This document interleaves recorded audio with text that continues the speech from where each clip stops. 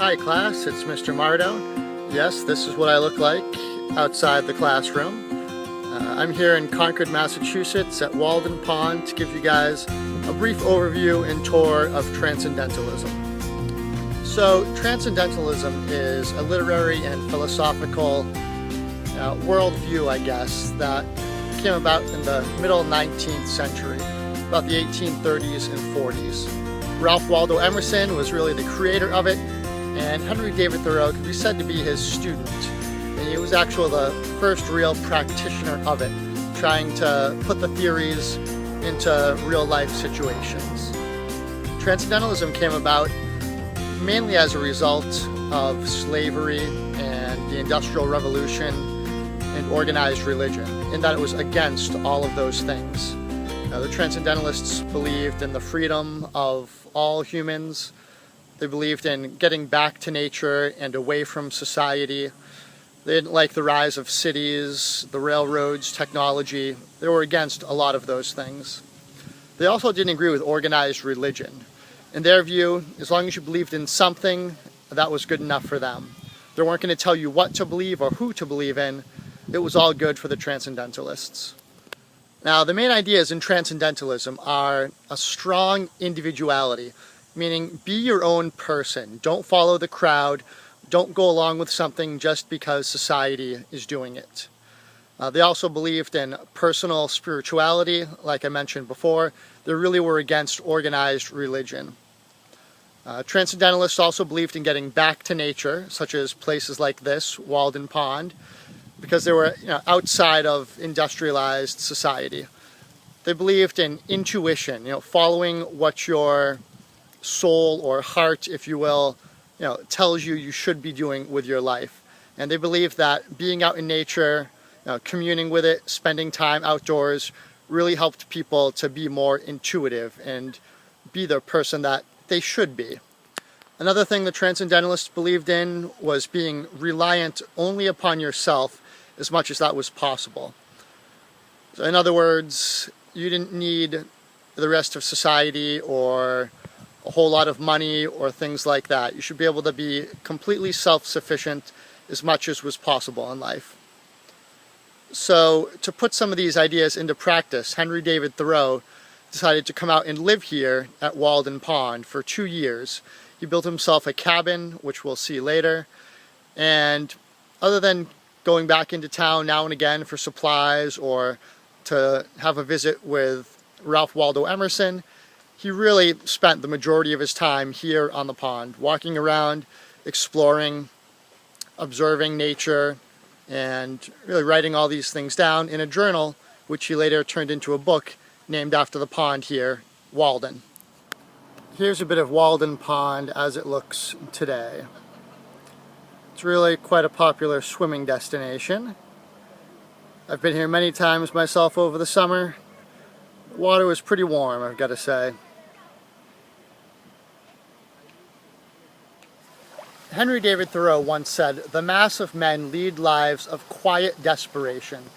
And that in part explains why the Transcendentalists believed you had to come out to nature, get back in the great outdoors, and live your life away from the confines of society.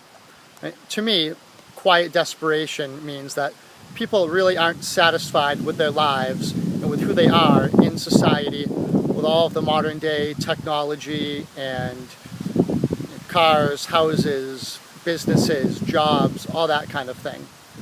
So in large part, when Henry David Thoreau lived out here at Walden for those 2 years, he had no job other than finding, foraging, hunting his own food, growing his own crops, observing nature, and just living the life that he wanted to lead. Here we are at the site of Henry David Thoreau's cabin. This is where he built it on Walden Pond all those years ago. I assume this is some of the rubble and stones that might have gone in the foundation, or maybe it's just a pile of rocks. And here's some of Thoreau's own words, his reasoning as to why he went to the woods to live deliberately the way he wanted to. Let's take a closer look at the old foundation site. So this is the actual spot where the cabin once stood.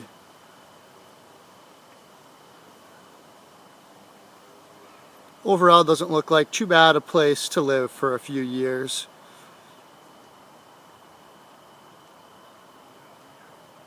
And you can see by the plaque that I'm not making this up. Now for a quick tour of Thoreau's cabin. Start off with a statue of Henry David Thoreau himself, not quite life-size. Now the replica of his actual cabin. Now this is just a model of it, not the actual cabin. Special effects. Let's take a look inside.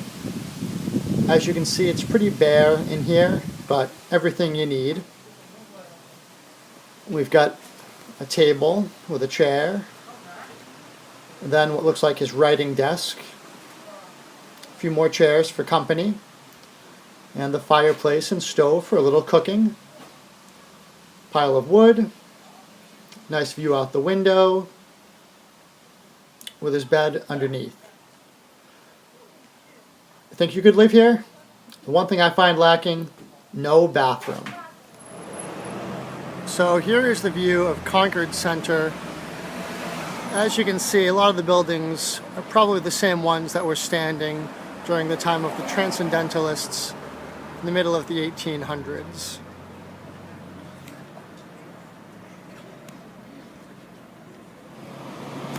Here is a little more of Concord Center. You can see some of the old houses, an old cemetery up on the hill,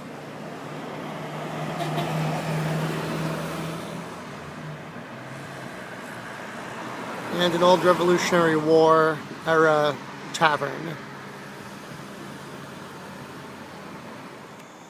Here we are at the home of Ralph Waldo Emerson.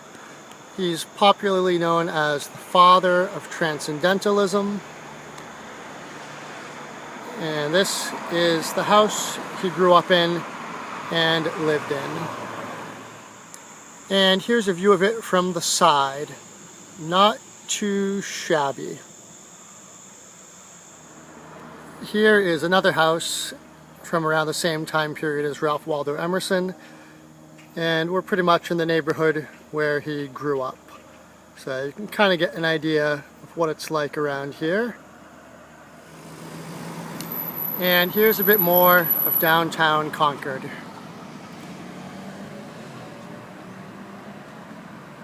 As we head this way, we're moving downtown to the center right down there. Well, class, here we are at the Sleepy Hollow Cemetery in Concord, Massachusetts, pretty close to the center. This is the final resting place of both Henry David Thoreau and Ralph Waldo Emerson. We'll check out their graves in just a minute. But first I wanted to show you how peaceful and serene this resting place of these fine, great Americans really is.